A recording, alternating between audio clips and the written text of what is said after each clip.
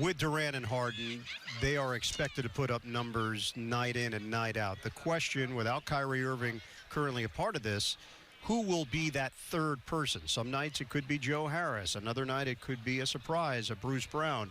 Tonight it was LaMarcus Aldridge. We've seen Patty Mills in that role as well, but Aldridge was terrific. He tops the 20,000-point mark in his career, and he had a bunch of other highlights as well, and well-timed plays when they needed the most, both offensive and defensive. Consistently through the game, and you said it was the timely plays that helped turn the course of what Brooklyn was doing. And I think even since the start of the season, we have seen a bounce and a sharpness to how LaMarcus is finding his areas on the floor, starting on the defensive side with the presence on the inside, not only getting blocks but altering shots. He did an excellent job in helping to secure more defensive rebounds, which of course the issue early for the Nets and against Miami was giving up those second chance opportunities. And offensively, it's the ability to space the floor in the mid-range, but also work on the inside. And whatever the defense was given, he was doing a nice job free-flowing, working the pick and roll, but also finding his spots.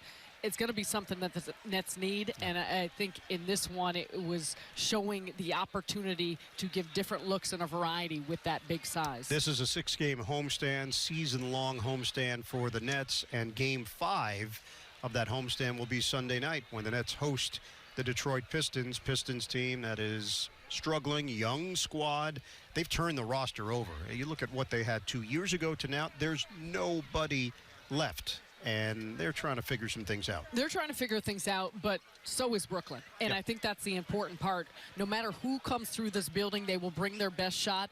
And what we've seen throughout the course of the early part of the season, too, just any team that is going to bring a level of compete, of energy, they're going to try and get after you. That's something that Brooklyn, I think, will have an opportunity to work through some of the areas, whether offensively, whether defensively, the rotations, the passing, the spacing. It gives them a good chance to really get into that. Not a lot of practice time, as we know, this season, in particular with the schedules. So coming into the Pistons game, the issues for Brooklyn sometimes has been slow starts. Well, can you set the tone early? Can you have the type of start that you want and work on some of these things that you feel like you've been missing out on the early part of the year? They hit the weekend with a win under their belt. Now 3-3 on the season. Pistons coming to town on Sunday.